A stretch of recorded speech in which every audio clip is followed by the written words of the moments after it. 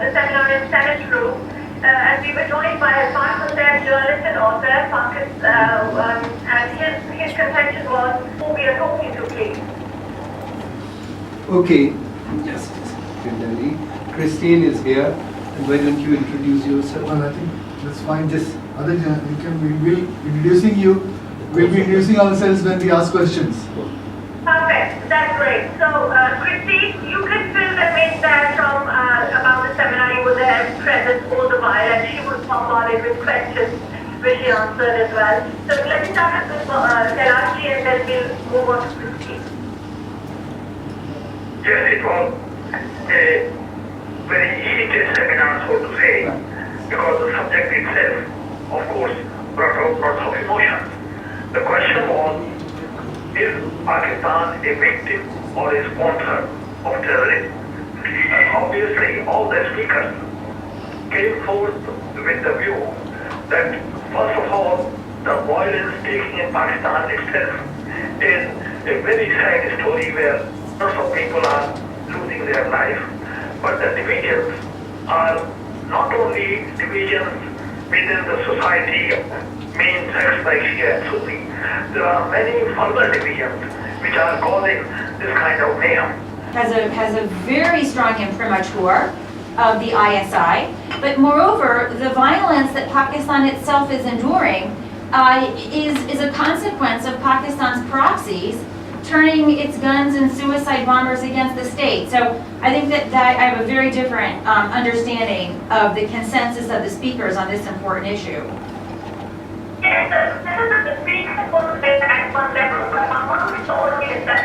The military attaché at the Pakistan embassy. This is what they routinely do when this topic is presented.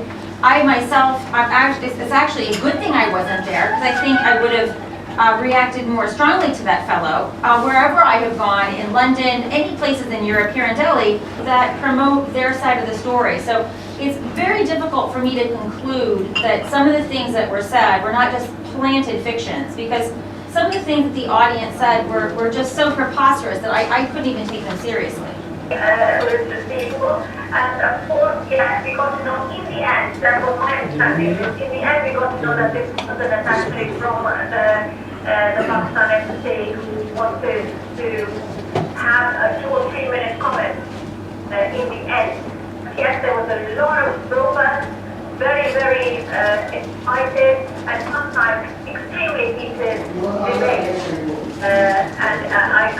Well, it wasn't debate. It was actually a lot of planted speechifying. I don't call that debate. I call that planted information operations. we can of course planted there and planted in India. I leave that to everybody. For India, for one simple reason, Kashmir would decide whether future human societies would be living in the small ghettos of ethnicity, of religion, of race, or places would be open to all kinds of people. Kashmir is a test stone, because if Kashmir is made to secede from India just because the majority of people living in the valley are Muslims, then of course the question mark has always been there. Okay, what about the rest of the Muslim population in India, which is a larger population than the total population of Pakistan? And Muslims in India are equal shareholders. They are joining in every aspect, in every part of the society. And therefore, to question their loyalty, to question their patriotism, and to question it just because they happen to be Muslim would be one of the saddest things that can happen. Kashmir is the touch. Kashmir is the spill where this is being decided whether Muslims can also live in India or not. And if Kashmir is made to secede just because there is a majority of Muslim population, then of course the question would not remain confined to Kashmir itself. The question would be thrown open throughout. It would be one of the saddest chapters. As I said, in 1947, the kind of violence, the kind of loss of human lives that has happened in the subcontinent is unprecedented. It's one of the saddest chapters of human history. Kashmir is also part of this territory, and one day it has to join the main Wadi or the Jammu and Kashmir state. So this is, there is no question of secession of Kashmir. That part is over, So there is no debate about it in India, at least. I totally agree with you. There cannot be any debate for the simple reason that constitutionally and legally, Kashmir became a part of India when it integrated in 1947, when Paramountcy was over. Itself told the United Nations that it was prepared to hold a plebiscite in case it was wanted, but the condition was that the whole of Kashmir. Your views about it? I would say In the brief, most lethal weapon, the most dangerous virus is introducing religion into politics. The moment religion is brought into politics, it causes mayhem, it touches people's normal sensibilities. And the whole question in Kashmir is under debate because religion is being injected into politics. And I would say this is one of the basic questions, whether religion would be deciding factor in future politics or whether politics on its own can decide its future course. And Kashmir would be the touchstone, it would be the testing ground for people not only of the country alone, for coming generations, whether politics would be dominated by religion or politics can be kept aside from religion and decided on its own merit. Okay, the International and Area Studies at the University of Oklahoma, and his views were very much created a lot of excitement amongst his own countrymen. Dr. Saiba.